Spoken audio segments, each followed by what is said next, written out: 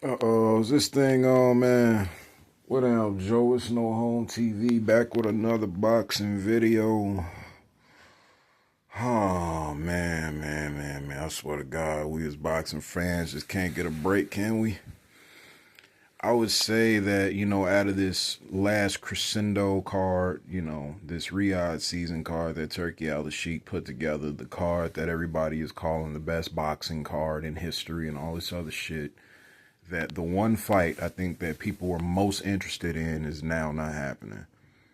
And that's Shakur Stevenson versus Floyd Schofield, or as I call him, No Showfield.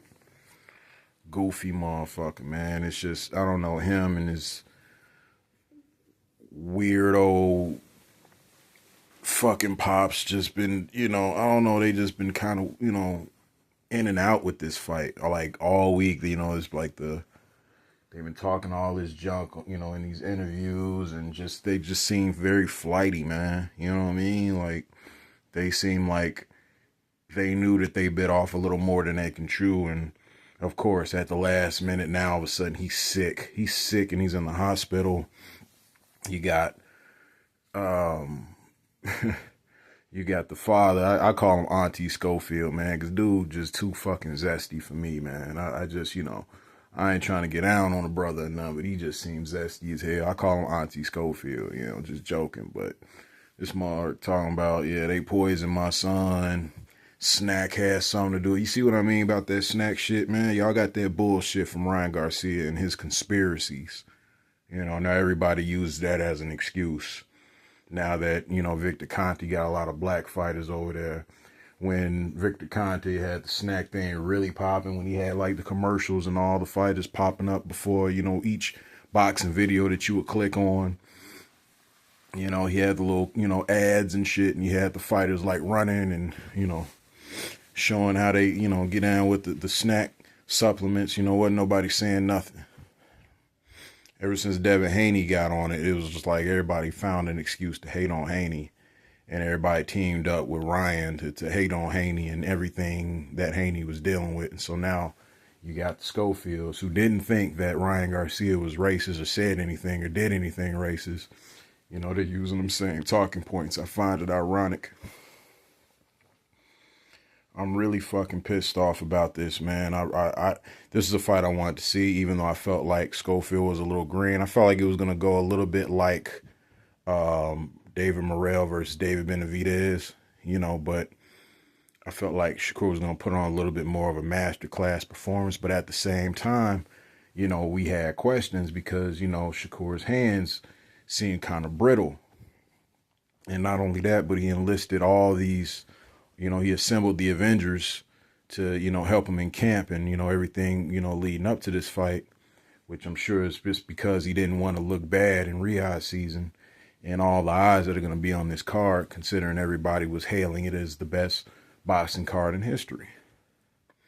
But let's be honest, this was the fight that people wanted to see most, that was interesting, to people the most because of, the things that I just said.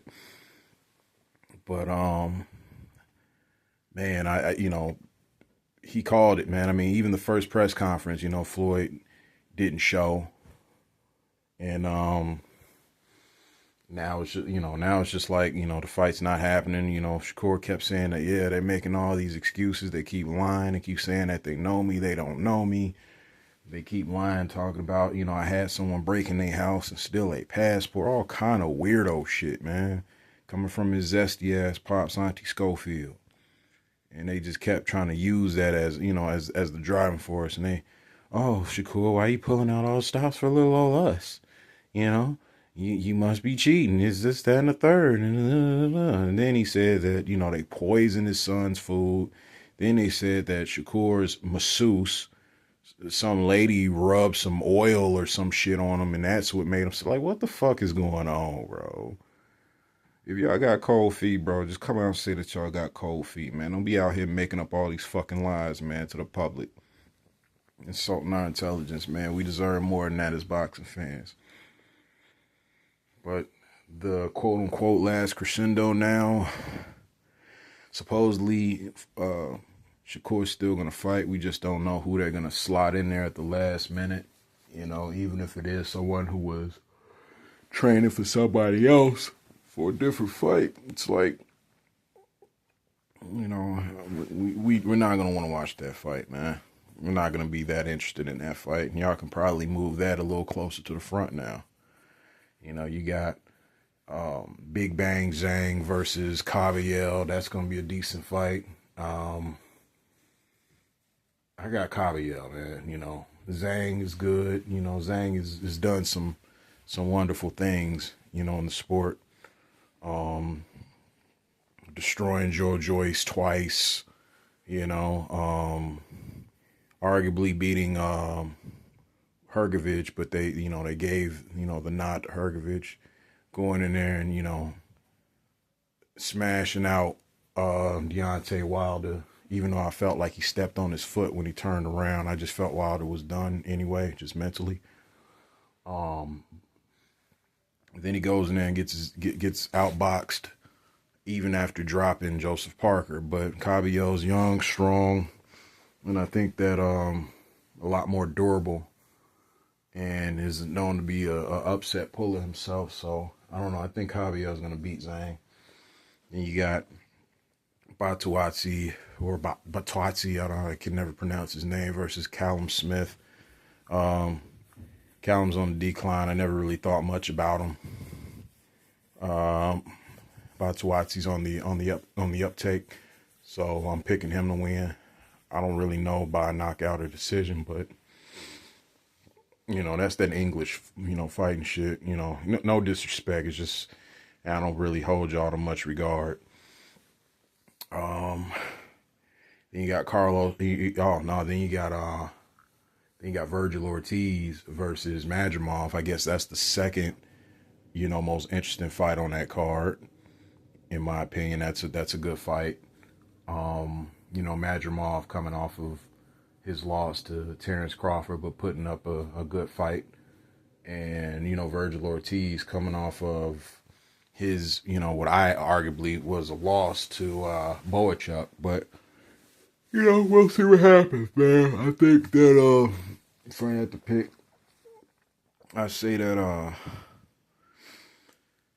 man, I don't know, man. I think Vergil Ortiz's power could overwhelm Madrimov, but if Madrimov uses those smarts that he used against Crawford, but also is able to put his punches together, you know, and do his thing as far as utilize his power, which I felt like he didn't do as much in the Crawford fight because of how good of a fighter Crawford is to make you miss and make you pay. And he was talking about how Crawford had power, you know, power that, you know, he didn't want to, you know, test the line with, you know, but smart power. I don't believe Vergil Ortiz has smart power, but I don't know. I feel like it could go either way. But I'm going to go ahead and pick Madrimov for the upset.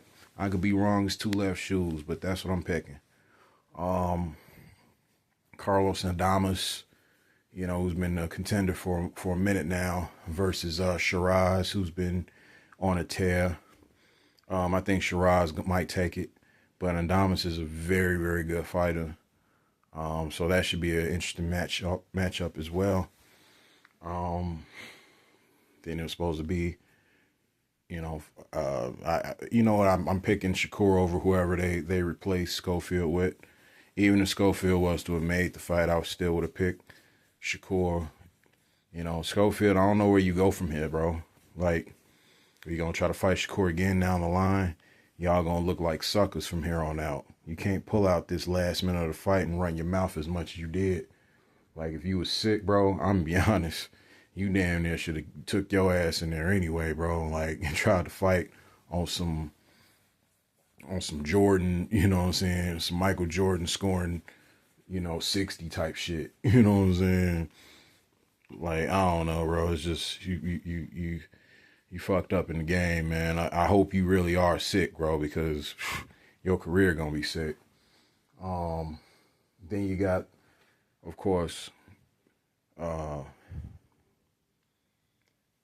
Dmitry Bivol versus Artur Beterbiev 2. I got Artur Beterbiev winning again. This time, I think he might stop Bivol. I think that those punches, you know, I think, you know, anytime you go in there with a puncher like Beterbiev, and he puts that much hammer on you. I feel like a piece of you gets left in that ring. Yeah, I don't feel like Bivol is going to be whole enough in order to take it this time. I think that, the initial was, oh, I'm undefeated, he's undefeated. He's Drago, I'm Drago. So, but I think now Bivol, after experiencing what he experienced, knows that, Beterbiev is more Drago, is more bully than the bully. And I just think that with the mental edge, and not only that, but Beterbiev not having as big of a layoff and not having that knee injury to be able to get more leverage on those shots, I think he's going to go in there and smash on Bivol. I'm not saying it's going to be an early stoppage, possibly late, but I still think he's going to take it. But yeah, man, it's No Home TV, man. I'll be back with another one. Peace.